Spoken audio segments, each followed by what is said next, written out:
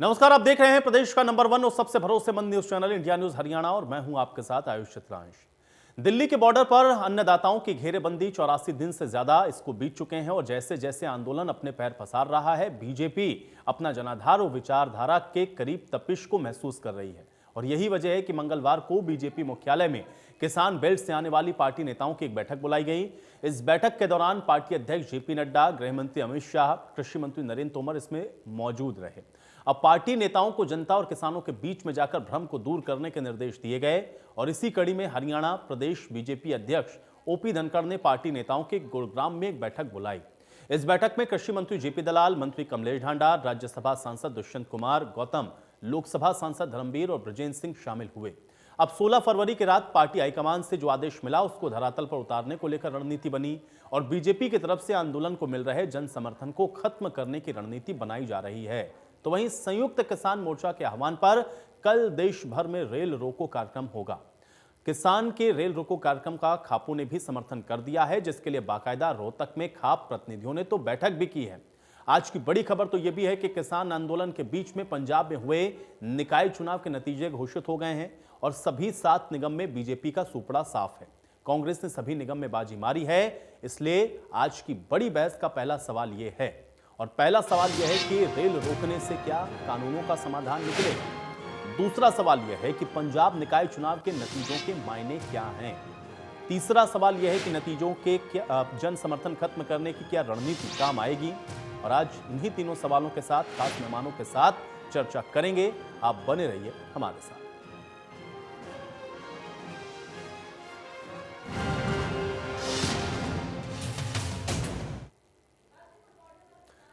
तो कल के रेल रोको कार्यक्रम को लेकर के रणनीति बनाई क्या गई है, आइए आपको राकेश टिकैत की यह प्रतिक्रिया सुनाते हैं। रेल कहाँ रही? रेल तो भारत सरकार ने बंद कर रखी। रेल है कहाँ सड़क? वो तो कोरोना की वजह से बंद हुई थी, धीरे धीरे चल रही है। कहाँ चल रही? एक आधी ट्रेन कोई चल रही, वे क्या पटरी पे आ रही गई। तो जो जोन से 8 महीने से रेल चली नहीं रही और अगर 2000 रेल है, 2000 में 3 रेल चल रही, उसको रोक लो, चाहे पटरी पे बैठ जाओ। पटरी पे तो घास जम गए, फूल जम गए, गेहूं जम रहे, ऑर्डर डोले पटरी पे। तो वो जो एक ट्रेन चल रही है उसको रोक के आप क्या संदेश देना चाहते हैं? सरकार दे रही ना, रेल रोक का तो संदेश सरकार दे रही। सरकार दे रही ना, पिछले हम तो कह रहे कि रेल चलाओ। तो 3 तस्वीरें आपको दिखा देते हैं। इन 3 तस्वीरों को देख करके अब आंदोलन कहां तक पहुंच रहा है उसकी भी आप बानगी देख सकते हैं, क्योंकि 84 दिनों से आंदोलन लगातार जारी है। ये बॉर्डर की तस्वीर हम आपको दिखा रहे हैं। बीजेपी की नई रणनीति को समझ लीजिए, क्योंकि गृह मंत्री अमित शाह के साथ किसान बेल्ट के नेताओं की बैठक हुई, हरियाणा में भी निर्देशित किया गया और इसको लेकर के हरियाणा बीजेपी के प्रदेश अध्यक्ष की तरफ से तमाम मंत्रियों सांसदों की एक बैठक बुलाई गई, जिसमें यह रणनीति बनी कि अब किसानों के बीच में जाकर के उनको समझाया जाएगा, उनके भ्रम को दूर किया जाएगा। और तीसरी तस्वीर आप देख रहे हैं, कल से ट्रेन रोको कार्यक्रम इसका शुरुआत होनी है और कल 12 बजे से 4 बजे तक जो ट्रेन है उनको रोका जाएगा।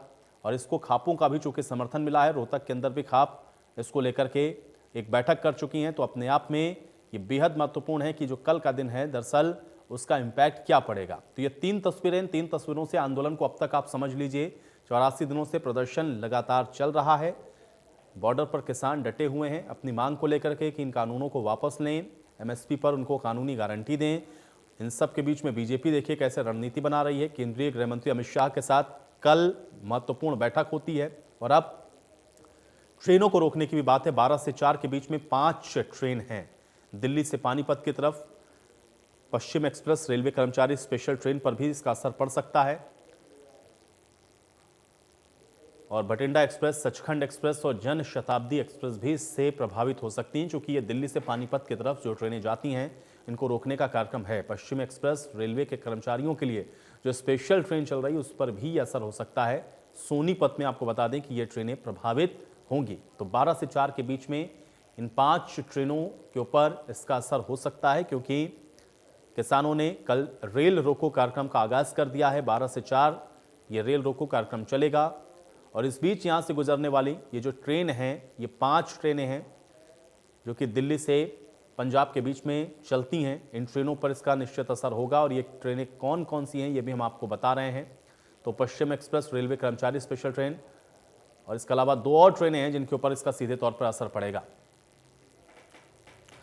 तो कुल मिलाकर के कल रेल रोको अभियान की भी शुरुआत यहां पर की जा रही है। इसके अलावा सबसे बड़ा सवाल तो यह है कि 84 दिन हो गए हैं, इसका हल क्या है? और महत्वपूर्ण बात यह भी है इन सब के बीच में कि आज पंजाब के अंदर जो नतीजे आए हैं उसके मायने क्या समझे जाएं। आज इन तीनों सवालों के साथ आज की बहस की शुरुआत करते हैं। तमाम मेहमान मेरे साथ जुड़ गए हैं, उनका परिचय मैं आपके साथ करवा देता हूं। प्रवीण अत्रे जी हमारे साथ जुड़े हुए हैं, प्रवक्ता हैं भारतीय जनता पार्टी के। प्रवीण अत्रे जी, बहुत स्वागत है आपका इस चर्चा में। बालमुकुंद शर्मा जी हमारे साथ जुड़ चुके हैं, प्रवक्ता हैं कांग्रेस पार्टी के। बालमुकुंद शर्मा जी, आपका भी स्वागत है। रजत पंजेटा जी हमारे साथ जुड़े हुए हैं, प्रवक्ता हैं इनेलो के। रजत पंजेटा जी, आपका भी स्वागत। राजेश दहिया जी हमारे साथ जुड़ रहे हैं, किसान नेता हैं। राजेश दहिया जी, आपका भी स्वागत। और सुरेंद्र दहिया भी हमारे साथ आज जुड़े हुए हैं, खाप नेता हैं। सुरेंद्र दहिया जी, आपका भी बहुत स्वागत है। राजेश दहिया जी, मैं आपसे इसकी शुरुआत करना चाहूंगा क्योंकि कल आप लोगों ने रेल रोको कार्यक्रम को शुरू किया है।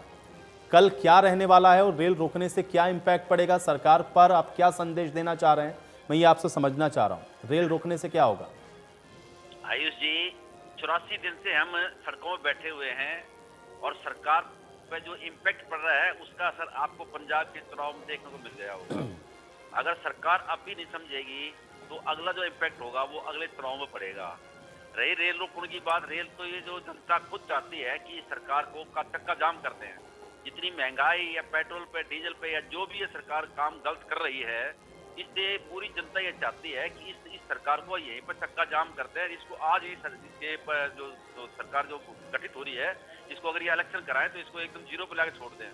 तो ये जो चक्का जाम जो हमारा जो सिर्फ आह्वान है कि किसान जो संयुक्त किसान मोर्चा है उसके आह्वान पे रेल तो जनता रोक रही है सर। हर गांव में ये मैसेज जा चुका है कि जहां जहां रेल मिले उसको वही रोक दो।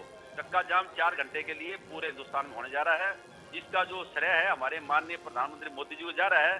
क्योंकि जो भी देश में जो उठक पटक हो रही है, चाहे वो सरकार में हो रही हो, चाहे वो इलेक्शन में हो रही हो, चाहे वो जनता के अंदर हो रही हो, चाहे वो पेट्रोल डीजल में हो रही हो, उस सब का श्रेय हमारे माननीय प्रधानमंत्री मोदी जी को जाता है। क्योंकि जो जब मोदी है तो मुमकिन है, तो मुमकिन है तो मोदी है। तो अब ये नारा जो हर गाँव में पहुंच गया है। तो आयुष जी, ये जो रेल रोकने का प्रोग्राम है इसका श्रेय भी हमारे मोदी जी को जा रहा है। किसान तो सिर्फ एक आह्वान दे रहे हैं कि भी सरकार कभी सुन जाए, हमारी बातों को सुन के और अपने जो ये जो अनुचित फैसले हैं, तेल काले कानून हैं, इन पे गौर करके और वार्ता करके इनको खत्म करके और इस निर्णय पहुंचे कि जो जनता कानून बनाए, जनता के हित में हो, किसान के हित में हो, वो कानून अलग से दोबारा से बन जाए। तो उसमें क्या सरकार का क्या जाता है? तो इसलिए जो आज कल जो होने जा रहा है, इसका जो सारा काम है वो बीजेपी सरकार को जा रहा है। किसान तो बेचारे मोहरे बने हुए हैं कि उनको परेशानी हो रही है, तो इसलिए वो कुछ न कुछ कर रहे हैं जिससे कि सरकार पे रहम आए और सरकार उनकी बात को मान के जो 3 काले कानून है इनको खत्म करे। प्रवीण अत्रे जी, अब आपके विधायक फिर से जाने वाले किसानों के बीच में भ्रम को दूर करने के लिए अमित शाह की तरफ से निर्देशित किया गया है, इससे अब क्या हासिल होगा? पहले भी समझा चुके हैं आप लोग, तमाम तरीके की सभाएं भी कर चुके हैं, लेकिन किसान आज बैठा हुआ है, क्या हासिल होगा इससे? और पंजाब के नतीजों पर भी जरा कमेंट करिएगा, क्या मायने समझें इसके? देखिए आयुष, ऐसा है, जहां तक किसान भाइयों के बीच में जाकर इन कृषि कानूनों की सच्चाई किसान भाइयों को बताने और समझाने की बात है, अगर आप देखेंगे कि जो आंदोलन दिल्ली के बॉर्डर पे था, आपने स्वयं वो तस्वीरें दिखाई हैं, आपने स्वयं वो सच्चाई दिखाई है। लेकिन मैं दहिया जी की एक बात सुन रहा था, दहिया जी की बातों का लब्बो लुबाब ये था कि किसानों से कोई लेना देना नहीं, केवल मोदी विरोध। दहिया जी लगातार अपनी बात में एक बात बार बार दोहरा रहे थे और जो ये दिखा रही थी कि मोदी विरोध में कुछ भी करेंगे। और हैरानी तब होती है आयुष कि जब देश की सरकार, केंद्रीय कृषि मंत्री लगातार किसान संगठन के नेताओं से वार्ता करते हैं, 11 दौर की वार्ता होती है, हर आशंका के समाधान का आश्वासन दिया जाता है, 1.5 साल तक बिलों को रोक के कमेटी बनाने की बात होती है। उसके बाद जो संगठन के नेता हैं, जो किसान भाइयों को झूठ बोल के, भ्रम में डाल के इस आंदोलन को चलाने की कोशिश कर रहे हैं, उनकी मानसिकता दहिया जी का वक्तव्य दिखा रहा था। और एक चीज और समझनी पड़ेगी आयुष, देखिए आप समझना यह है कि यह किसान आंदोलन है या राजनीतिक आंदोलन है। हालांकि मैं शुरू से कहता रहा हूं कि विशुद्ध रूप से राजनीतिक आंदोलन। आपको याद होगा सांपला में गुरनाम चढ़ूनी अपने भाषण में क्या कहते हैं? वो कहते हैं कि भाइयों, भारतीय जनता पार्टी को वोट मत दीजिए, भले ही काले चोर को वोट दे दो। अब जानना यह है कि ये काला चोर वही तो नहीं है जिससे 10 करोड़ रुपया लेने की बात आई थी गुरनाम सिंह चढ़ूनी की। क्या ये काला चोर वही तो नहीं है जिसके नेता शराब बांट के अपनी पार्टी को बचाने की बात करते हैं? क्या ये वही काला चोर तो नहीं है जो देश में लगातार 70 साल सत्ता में रहते हुए किसानों का शोषण करता रहा? 3 लाख से ज्यादा किसान खुदकुशी करने को मजबूर हो गए। समझना हमें ये पड़ेगा कि मंशा क्या है, किस तरह से राजनीतिक रोटियां सेकने की कोशिश। और जो किसान संगठन के नेता हैं, चाहे आप किसी का नाम ले लीजिए, हर कोई किसी ना किसी राजनीतिक दल से जुड़ा रखते हुए अपनी राजनीतिक। चलिए, किसान संगठन को अत्रे जी दरकिनार कर दीजिए। आप तो जाएंगे, जब गांवों तक जाएंगे, किसानों को समझाएंगे, तो खापों की तो भूमिका को आप नकार नहीं सकते हैं। खाप अगर समर्थन में आ रही हैं तो आप क्या समझाएंगे और किसको समझाएंगे? देखिए, ऐसा है, जब हम समझा रहे हैं, मैं आपके अगर यहाँ चैनल पे वार्ता कर रहा हूं, तो मेरा उद्देश्य भी ये है कि मैं किसान भाइयों को इन कृषि कानूनों की सच्चाई को बताऊं। हमारे विधायक, मेंबर पार्लियामेंट, हमारा किसान मोर्चा जाके सभी को बताएंगे कि किसान, ये जो ये कानून है, इनका किसान भाइयों को क्या लाभ है। और अगर आप देखेंगे धरातल पे जाके, तो कहीं ना कहीं किसान भाइयों को इन कृषि कानूनों की सच्चाई पता लग रही है और उनका विचार इस आंदोलन के प्रति बदल भी रहा है। ये आप बॉर्डर की जो तस्वीरें दिखा रहे थे उसमें नजर भी आ रहा है। लेकिन यहाँ पे सवाल ये नहीं है आयुष, सवाल ये है कि जो भ्रम किसान भाइयों के मन में डाला गया, जब किसान भाइयों को उस भ्रम की सच्चाई बताई गई, तो जो संगठन के नेता हैं, चाहे वो कोई भी है, चाहे वो राकेश टिकैत है जो कांग्रेस के समर्थन से पहले चुनाव लड़ चुके हैं, चाहे वो गुरनाम सिंह चड़ूनी है जो आम आदमी पार्टी की तरफ से अपनी बीवी को चुनाव लड़वा चुके हैं और खुद चुनाव लड़ने का ख्वाब पाले हुए। अब मैं किसी की भी बात करूं, लगातार अपनी प्रासंगिकता को बनाए रखने के लिए आप किसान भाइयों को भ्रम में नहीं रख सकते। सच्चाई धीरे धीरे धरातल पे जा रही है, सच को किसान भाई समझ रहे हैं और वो जान रहे हैं। देखिए, पहला भ्रम टूटता है 26 जनवरी को। जब पहला भ्रम किसान भाइयों का टूट जाता है तो कहीं ना कहीं समझ में आना शुरू हो जाता है कि हमें झूठ बोला गया, हमें इन कानूनों के बारे में गलत व्याख्या की गई। उसके बाद भ्रम टूटता है जब ये पता लगता है कि कुछ विदेशी ताकतें अपने स्वार्थ के लिए, देश को तोड़ने के लिए इस आंदोलन की आड़ में अपना एजेंडा चला रही हैं। वहां पे दूसरी बार भ्रम टूटता है। और मेरा ये विशुद्ध रूप से मानना है कि हमारे किसान भाई इस बात की सच्चाई को समझ रहे हैं और वो आपको धीरे धीरे नजर भी आएगा, ग्राउंड की रियलिटी पे नजर आएगा, क्योंकि समझ में आ रहा है कि कुछ राजनीतिक ताकतें अपने अस्तित्व को बचाने के लिए लड़ रही हैं और कुछ ताकतें देश को तोड़ने के लिए लड़ रही हैं। कहीं ना कहीं सब अपने स्वार्थ के अंदर लगे हुए हैं, जिसको समझ रहा है किसान, और ये सच्चाई आपको धीरे धीरे नजर आनी शुरू हो चुकी है। सुरेंद्र दैया जी, किसने भ्रमित किया है? अत्रे जी कह रहे हैं समझाने आएंगे, भाई आप लोग को भ्रमित कर दिया गया शायद।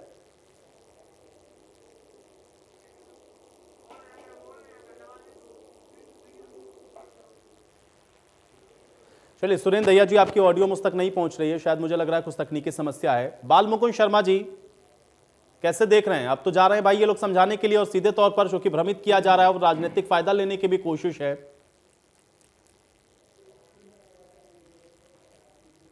नहीं, अच्छी बात है, अगर ये समझा पाए तो बहुत अच्छी बात है। एक विरोध का स्वरूप टूटेगा और देश आगे बढ़ेगा, खुशी की बात है।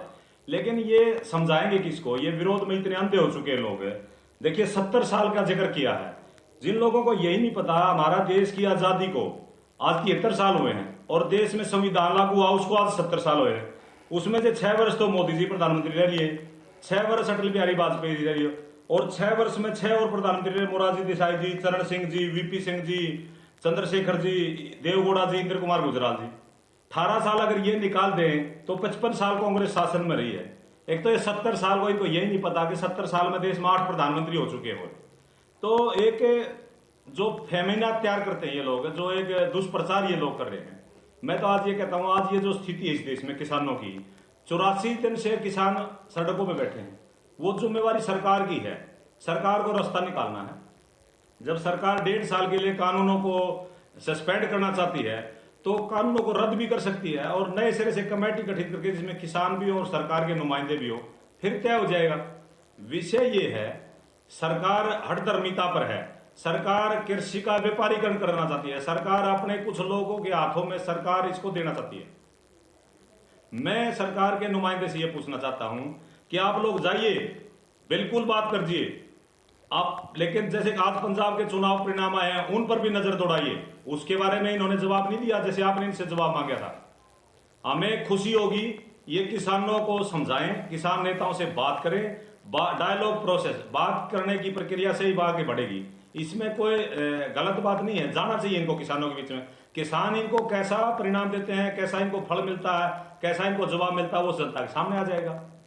अब हर चीज में जैसे नेहरू जी को आरोपी ठहराना, कांग्रेस को आरोपी ठहराना, कांग्रेस तो कई रास्ते में, इस बात का कांग्रेस से कोई लेना देना नहीं है।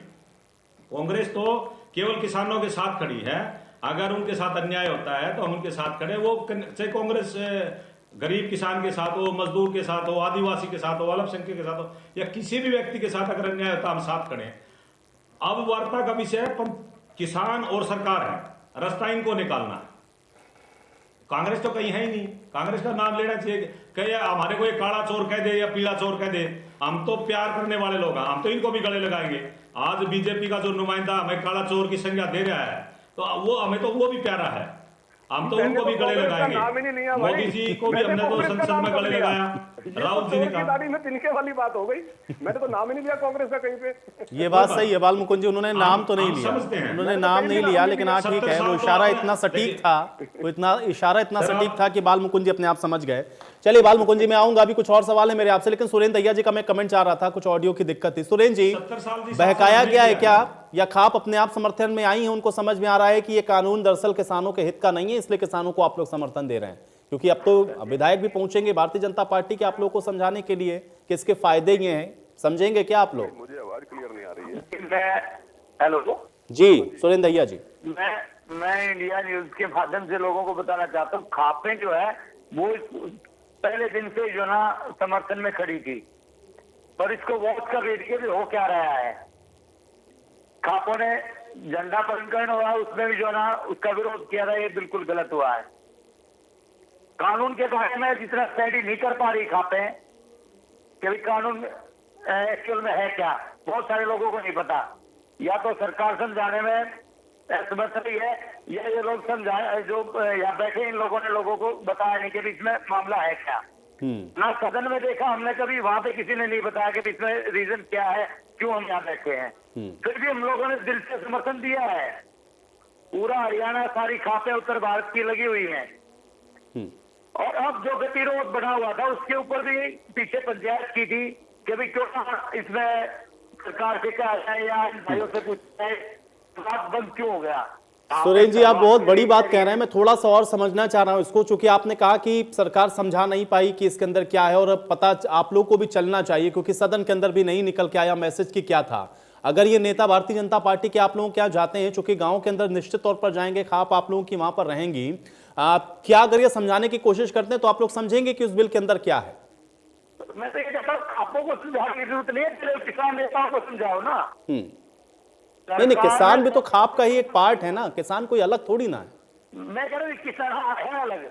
हम लोग जो देखते हैं समाज के पूरे हर वर्ग को देखते हैं, हम 36 बिरादरी को देखते हैं। वहाँ रोड पे जो है ना किसान बैठा है, इंडस्ट्रीज बंद है, मजदूर परेशान है, किसान के साथ क्या हो रहा है, मजदूरों के साथ क्या हो रहा है, खापे बरोबर में व्यवस्थित हुए हैं। तो आप इसका समर्थन करती हैं कि ये समझाएं आकर के किसानों को? ऑफलाइन भी जो है ना लोग डिस्कस करते हैं, क्या ये सब उचित है, आगे संसद की जरूरत नहीं, सब सड़कों में फैसले होंगे। क्या सरकार का दायित्व नहीं था कि इनको बुलाए? 1 महीने से बंद कर दिया, इनको समझा सकती थी सरकार, साथी थी।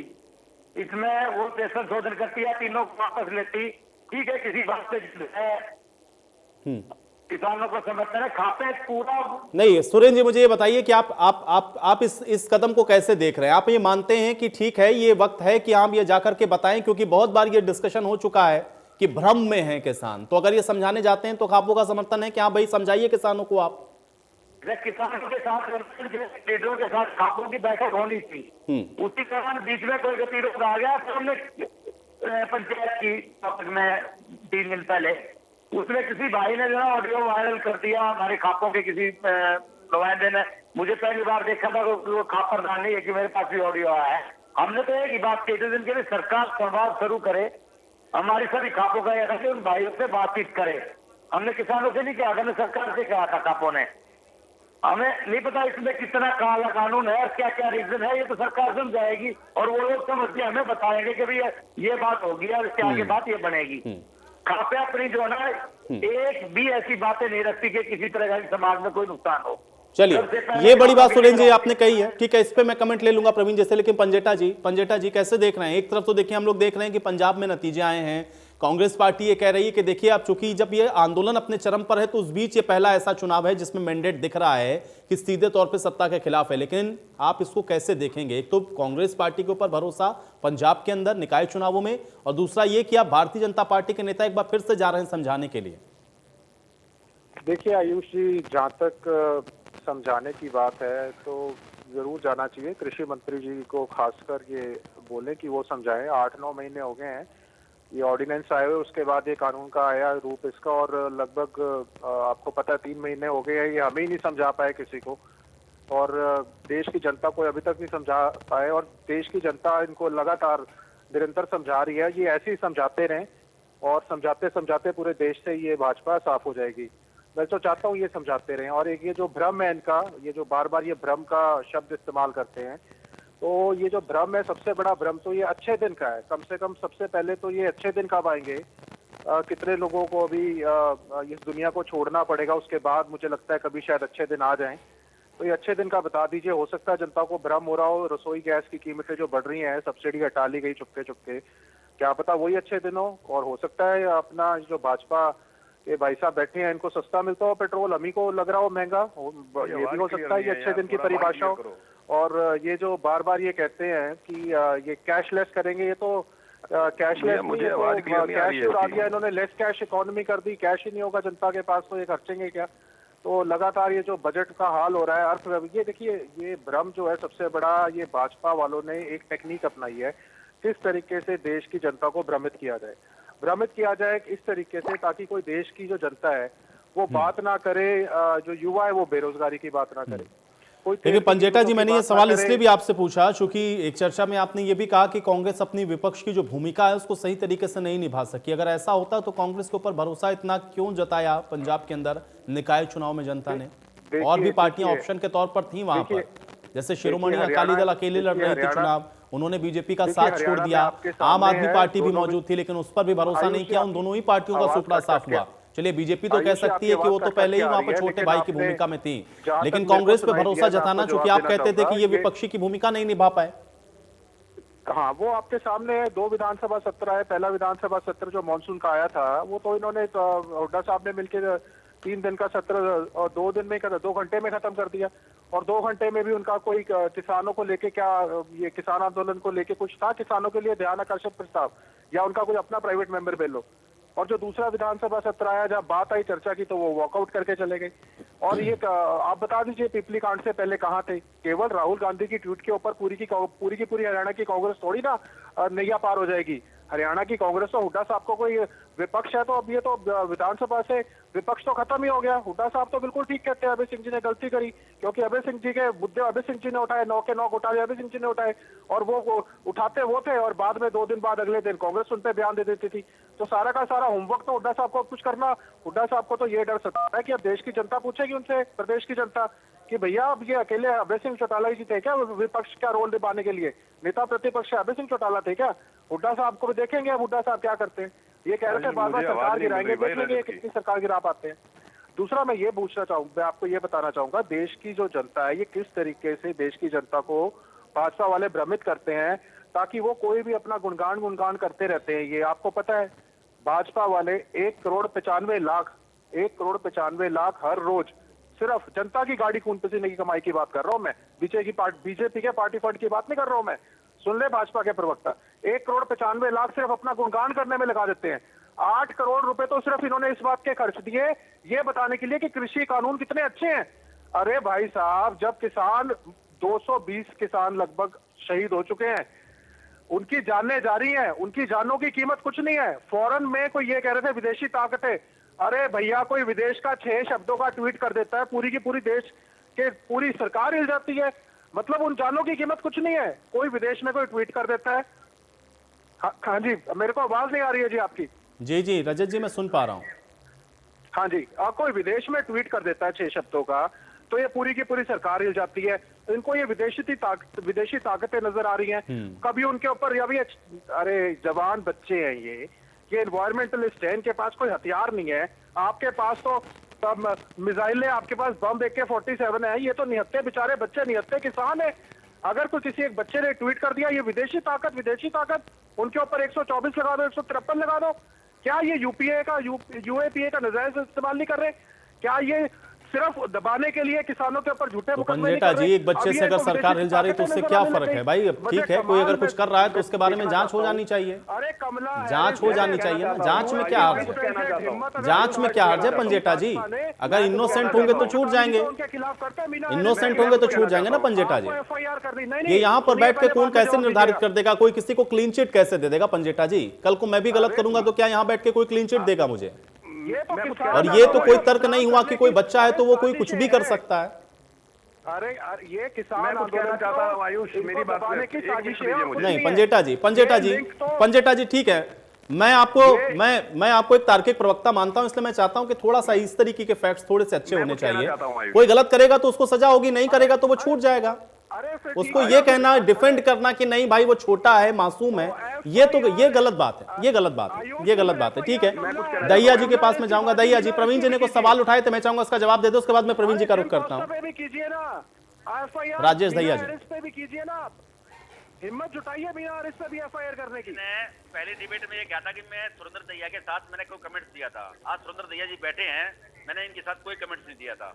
मैं 26 नवंबर से आंदोलन में हूँ। आपके घोड़े छोटे थे उस सिलसिले में आंदोलन में, और मैक्सिमम आपकी डिबेट में हूँ। मेरे जो स्टेटमेंट पहले होते थे वही आज है। जैसे अत्रे जी ने कहा, घुमाने की कोशिश की।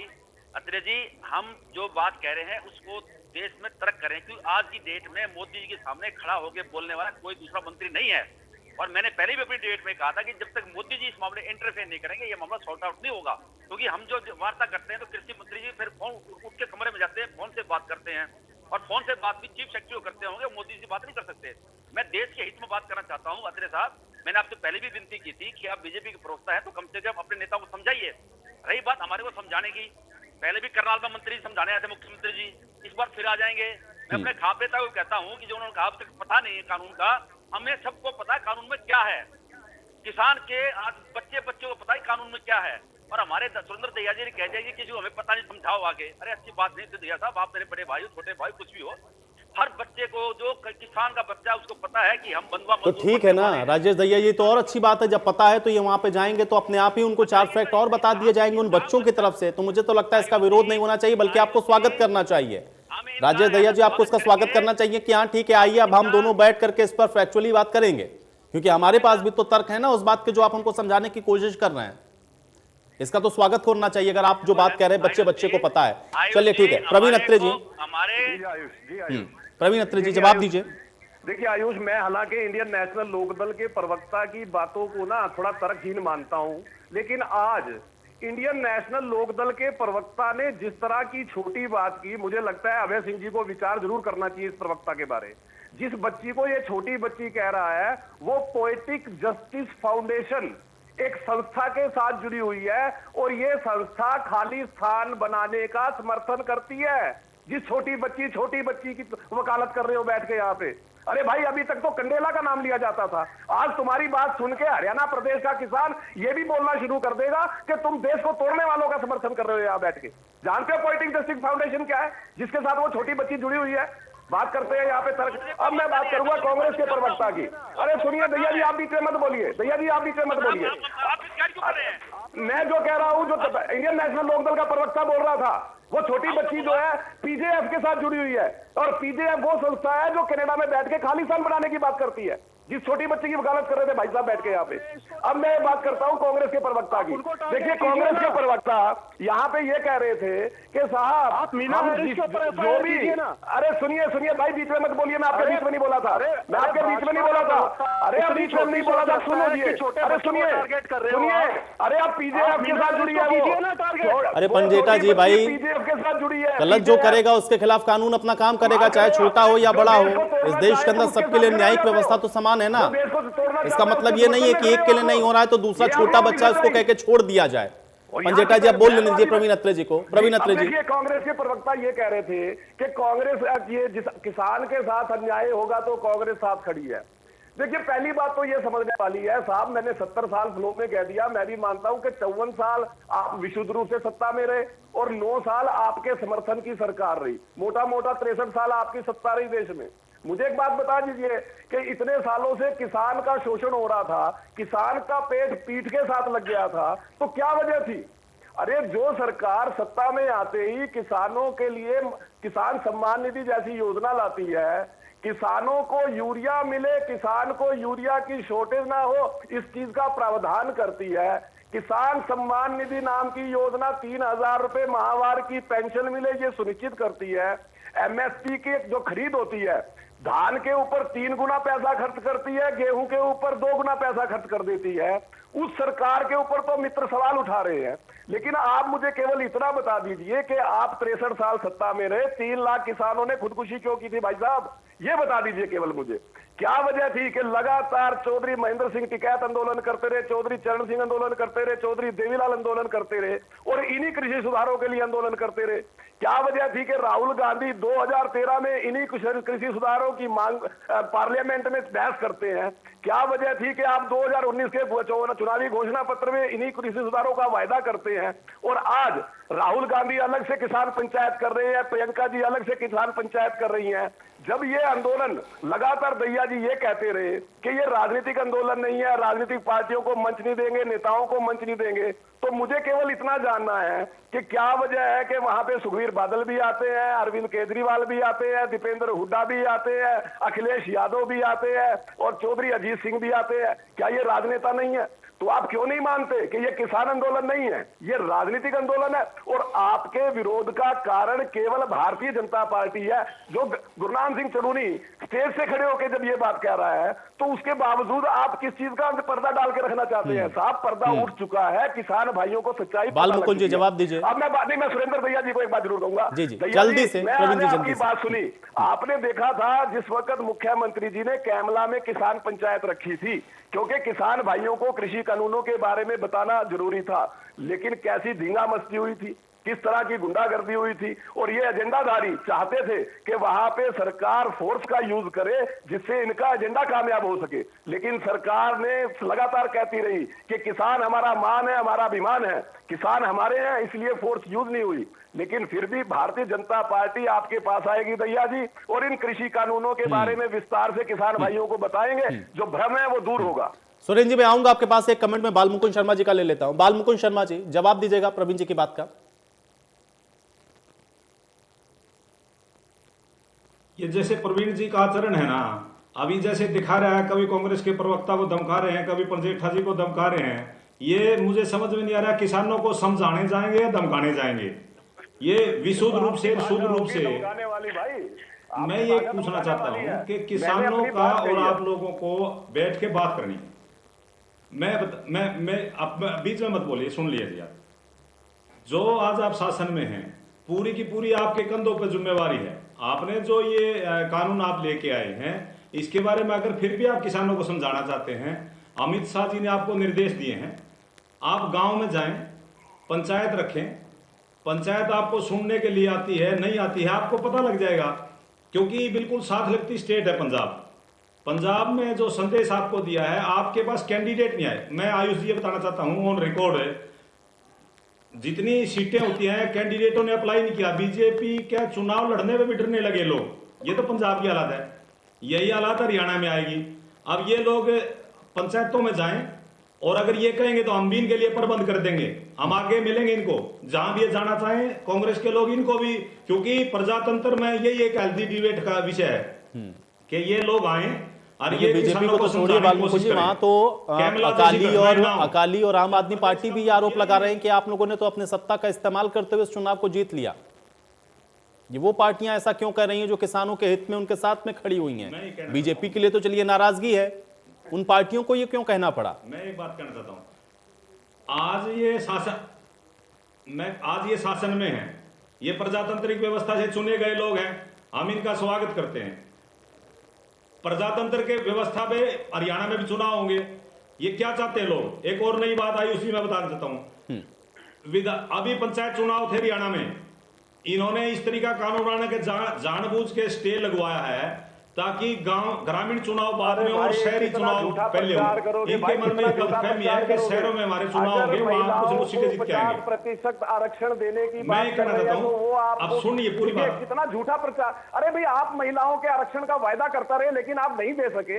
हम महिलाओं को तो क्या कर रहे हैं आप? आरक्षण देने आप जा रहे हैं, 50% दे करके 50% पर रोक कैसे लगा सकते हैं? आपको प्रदेश की जनता 50% फिर बाकी 50% पर रोक क्यों लगाई आपने? आप बताइए ना, को आप रोकने क्या की तो चाहते साजिश कर हैं? रहे मैं हो, बताता तो सुन रहे हैं वो। हूँ, मैं बताता हूँ कि आयुष जी ने मेरा समय बीच में खराब कर रहे हैं। ये क्या चाहते हैं? अगर ग्राम चुनाव होते हैं ना, सरपंचों के, जिला परिषदों के, ब्लॉक समिति के, वहां इनकी जमानत जब्त होनी है, जीरो पे आउट हो जाएंगे।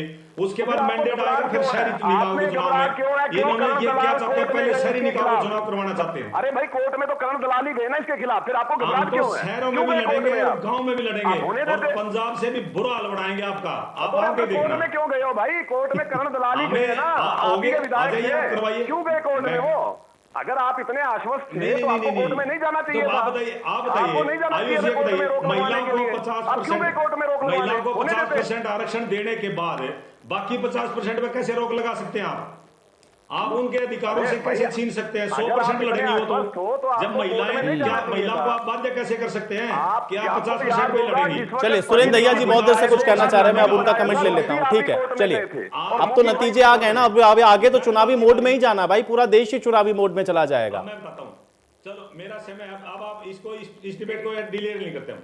आयुष जी बहुत जल्दी से फिर ठीक है, बालमुकुंद जी, देखिए सुरेंद्र दहिया जी का भी मुझे कमेंट सुनना होगा ना। अब आप लोग आपसी आरोप प्रत्यारोप में फंस जाते हैं।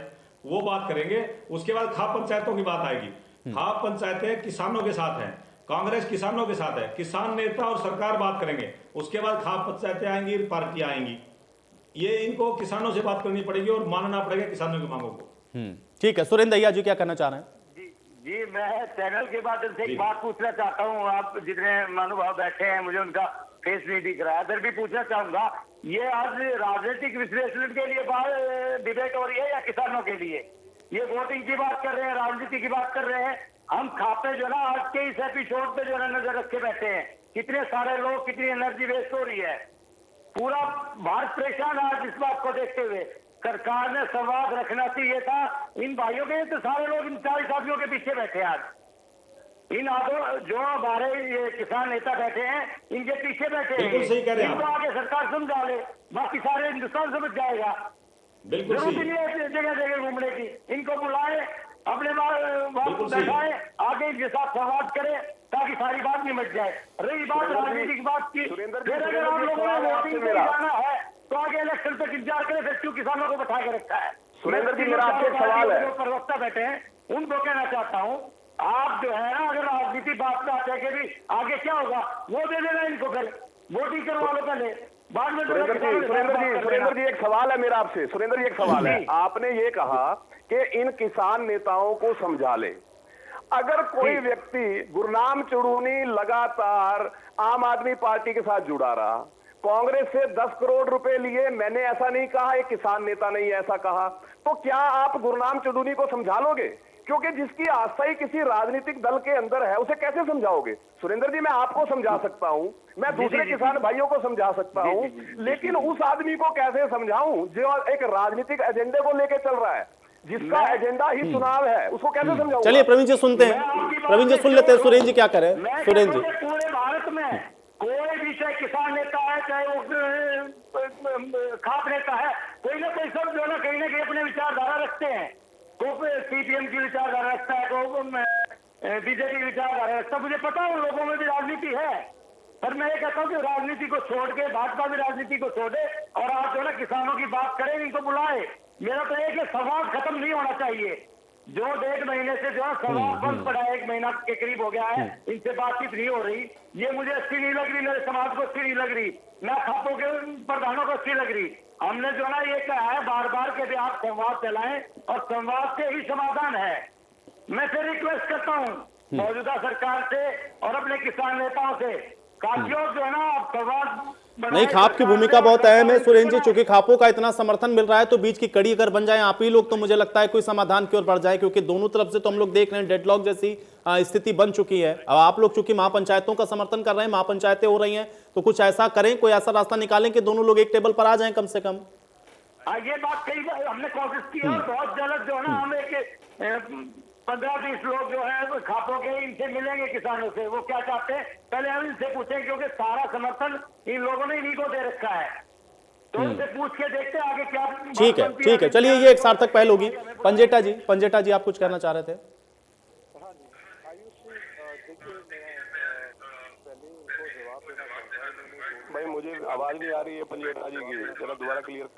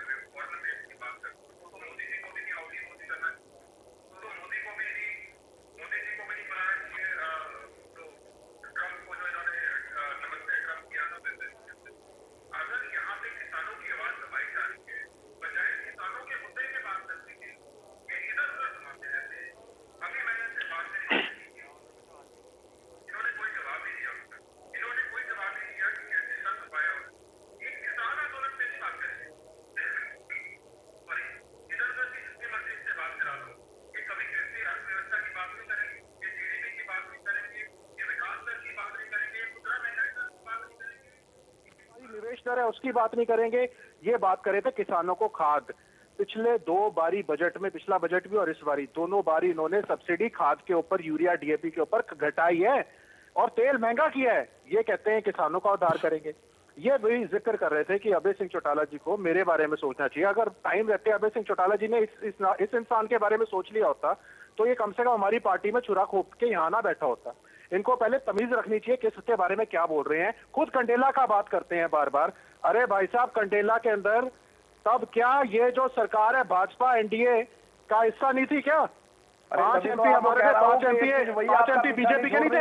अभय सिंह जी राजनीति में ना होते हुए अभय सिंह जी ने सार्वजनिक रूप से माफी मांगी थी जीत के अंदर कंडेला की हिमायत लगे थे। अभय सिंह जी, क्या आपने आज तक माफी मांगी? क्या आपने अरे एक मिनट बीच में डिस्टर्ब ना कीजिए। जो कोशिश कर रहे हैं खालिस्तान बनाने की और आप उसका समर्थन कर रहे हैं। अरे 2 मिनट सुनिए आपने उनको एक्सट्राडाइट करने की, आपने उनको एक्सट्राडाइट करने की, क्या उनको एक्सट्राडाइट करने की पहल की?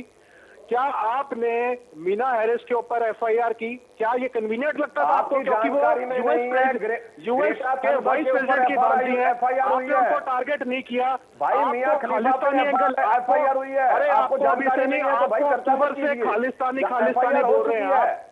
जो भी देश को तोड़ने का षड्यंत्र रचेगा उसको बख्शा नहीं जाएगा।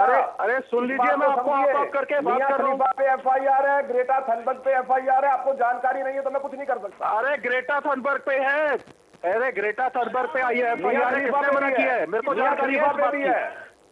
अरे यार, आप इतना स्तर गिराएंगे अपना क्या राजनीति के अंदर? अब इतना नीचे गिरेंगे आप कि किसान को छोड़ के आप खड़े हो। मतलब ये 220 किसानों की जान आपको दिखाई नहीं दी, उनके समर्थन आप कर रहे हो यहाँ बैठ के और मुझे कह रहे हो राजनीति गिरावट। भाई समर्थन आपने किया, पीजेएफ का मैंने नहीं किया। नाम ले रहे हो आप? पीजेएफ का भी मीना हैरिस का नाम लिया, मैं नजर नहीं आया। कमला हैरिस की, आपको कमला हैरिस बीच में, आप बाद में अपनी टर्न में बोल लीजिएगा, मेरी टर्न में मत बोलिए। आप बात बताइए, आपने क्या जिम पंजेटा जी मुझे लगता है आपने सुरेंद्र जी की बात तो नहीं क्यों डरते हो आप उनसे? क्योंकि वो वाइस पंजेटा जी वो ये कह रहे थे सुरेंद्र दैया जी की भाई देखिए यहाँ किसान की बात तो कोई कर ही नहीं रहा, सब अपने अपनी पॉलिटिकल बात कर रहे हैं कि उन्होंने ऐसा कहा, इनका एजेंडा ये है, ये इसके साथ ऐसा कर रहे हैं, ये इसके साथ वैसा कर रहे हैं। किसान की बात तो आप कर ही नहीं रहे। एजेंडा ये है कि ये किसानों के 3 बिल माफ करने के, ये किसानों के 3 बिल रिपील करने की बात नहीं करेंगे। ये मैंने बात नहीं करेंगे छोटी बच्ची की, ये मुद्दा दिखाएंगे। किसने शुरू किया था? एजेंडा यही है कि किसी न किसी की बात किसने शुरू की थी इस चर्चा में? कौन लेके आया बंद करने में चर्चा में? अरे कितनों की आवाजें दबाएंगे? ये मुद्दा चर्चा में आप लेके आए ना पीजेएफ वाला, मैंने लेके आया था ताकि ये शुरुआत की आंदोलन को दबाने के लिए इंटरनेट आज हंगर इंडेक्स में कहाँ है? आज जो तेल की महंगाई हंगर इंडेक्स के अंदर भारत 140 देशों में 129वें नंबर पे था 2014 में। आज वो नंबर 94 है मित्र, जाके रिकॉर्ड चेक करो पहले। 129वें नंबर से 94 नंबर पे आया। मिस यूज करते हो, क्या बातें कर रहे हो आप? बिना डाटा पढ़े, बिना रिकॉर्ड चेक किए कुछ भी बोलते हो बैठ के यहाँ पे। 2014 में इंडेक्स, हंगर इंडेक्स में कहा था भारत? चेक करो जरा एक बार। अरे आप कितने स्टेप ऊपर नीचे गया, ये चेक करो एक बार। ये बताओ, बात करते हैं आप भाई, ये पहले रिपील करने की बात डाटा चेक कीजिए। कर लो, हंगर इंडेक्स को चेक कर लो एक बार। 129 चलिए, हंगर इंडेक्स को चेक करने से बेहतर यह है कि समय मौजूदा स्थिति को चेक करते हुए किस तरीके से किसानों की समस्या का हल निकाला जाए, अगर उस पर फोकस रहे तो मुझे लगता है कि ज्यादा बेहतर तरीके से हम लोग समाधान की ओर पहुंच सकते हैं। आप सभी का बहुत शुक्रिया समय निकालने के लिए, चर्चा का हिस्सा बनने के लिए। हालांकि बड़ा सवाल देश के सामने अभी भी यही बरकरार कि 84 दिन से ज्यादा बीत चुके हैं, समाधान कैसे निकलेगा। लेकिन इन सब के बीच में पल पल बदलती हुई आंदोलन की तस्वीर अपने आप में बहुत कुछ इशारा कर रही है और अब देखना यह है कि इस आंदोलन से आगे निकलता क्या है। आज बड़ी बहस में मेरे साथ फिलहाल इतना ही।